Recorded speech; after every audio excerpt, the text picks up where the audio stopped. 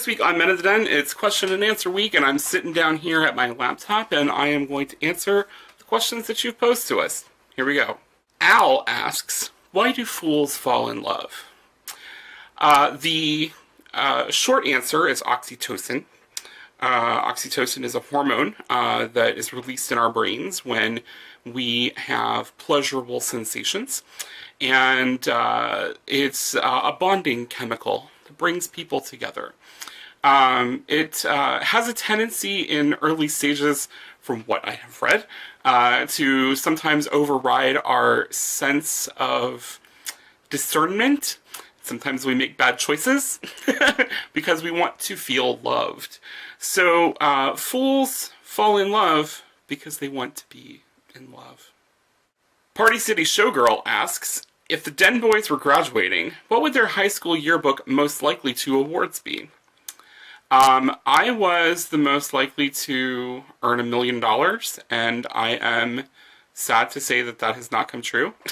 I mean, maybe if you add up all the money I've ever made, it might kind of get to $1 million, but it's highly unlikely. Anyways, my most likely to these days is most likely to post angry articles on Facebook. Dan McDonald asks, what are some little-known facts about yourselves? I am allergic to almost everything that lives. That's another thing, is that I have no pets because I'm allergic to every pet, and I have no interest in gardening because I'm allergic to all the plants, and I don't wear wool because I'm allergic to it, and yeah, it's not fun. Tony asks a very serious question. Do you see a lot of racism occurring in the bear community? If yes, how do you react to it? And what would you do to a person that's being affected by racism? Yes, I do see it. And I have to admit that my responses to it have not been as good as they probably should be. And it actually came up sometime fairly recently. Someone I know in the community who was on my friends list was a drunk asshole on New Year's Eve and posted the N-word, and I ignored it at the time, and a friend of mine was like, yo, why are all these people friends with this dude who dropped the N-word? And I was like, fuck, this is a terrible thing. So I called him on it, and I pulled out my growler and found all these other messages that we had before that I had also ignored, and I realized that I needed to stop ignoring people's bullshit. So I called him out, I showed the receipts, I told him to fuck off, and that's what you do. You tell people that are being ignorant, racist assholes to fuck off. There you go. Chester asks, if you're single and ready to start dating, should modesty play a role in your online presence? Absolutely fuck not. Your online presence is a representation of who you are. And if who you are is not a modest person, don't be one online. Like, why would you try to sell yourself as something that you're absolutely not? Be yourself always when you're introducing yourself to people.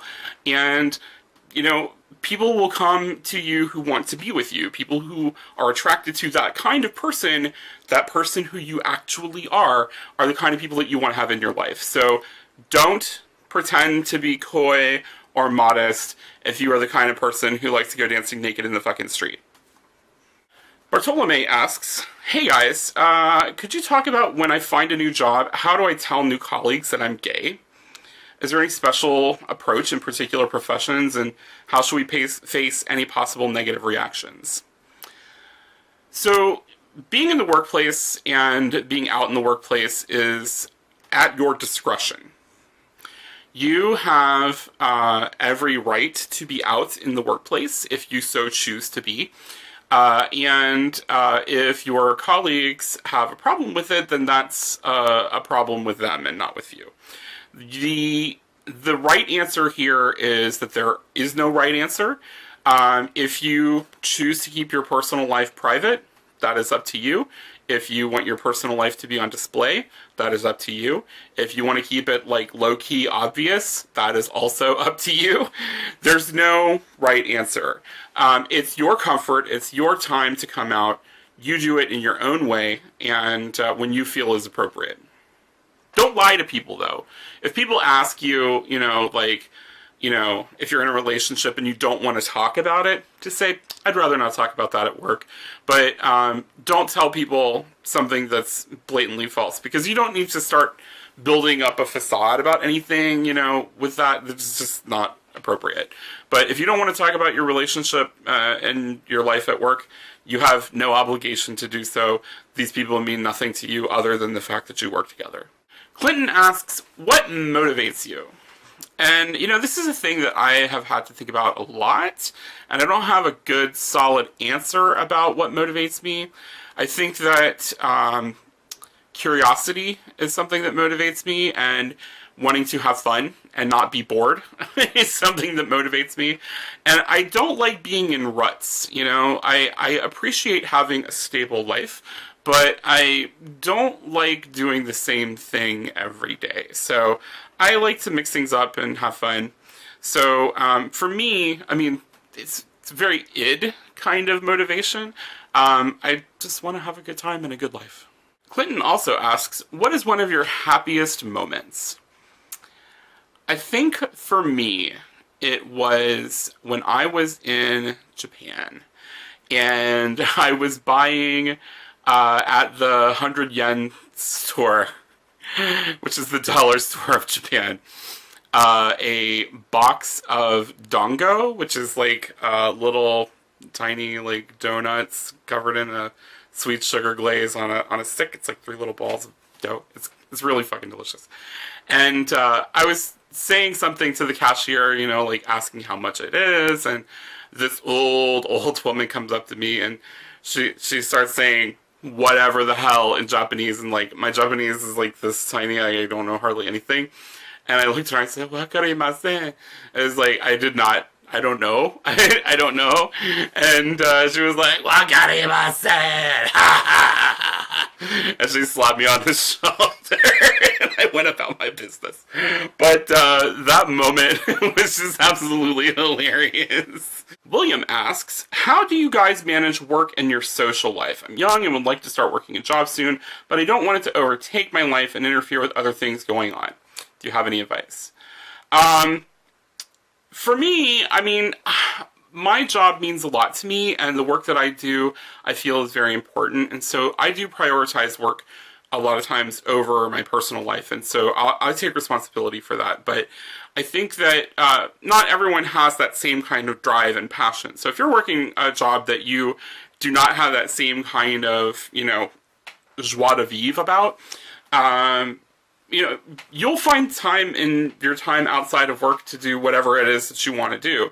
I know that when I was working in previous jobs where I was less actively engaged in the work that I did, that I developed a really healthy lifestyle outside of work, with clubs and organizations and like the pagan community and running around and dancing around trees and going to fairy camp and, all of this stuff. And it was a lot more fun than being at work. I think that nowadays my job is so deeply engaging that I feel that I don't have to compensate for that imbalance. So I spend a lot of time with my husband, and we play a lot of Pathfinder. You can see like over here, and like here, let me just turn this around. You can see that we have the game boxes like all piled up of all the pawns, and like this is a thing that we're like actually actively currently engaged in right now, this combat thing. For me, it's really about trying to balance out the amount of energy that you expend in something. So I put so much energy into work. I really want my home life to be very chill, whereas before my work life was like really chill, and I put a lot more effort into my play time. So whatever your job is, whatever your feeling is about that, I think that's the way to think about it, is like, how much energy are you putting into that that work experience so that you can balance it out by having something that is either over or under that energy level so that you have a nice healthy medium that works for you. Well, that's all the questions that we had today. I'm glad that you submitted them. Thank you so much. If you have other questions for me, please drop them in a crotch. I'll be more than happy to answer them. If you want to see more videos like this, please subscribe to our channel. You can find us on YouTube, Facebook, Twitter, Tumblr, and Instagram. And I'll see you all next Friday. Cheers!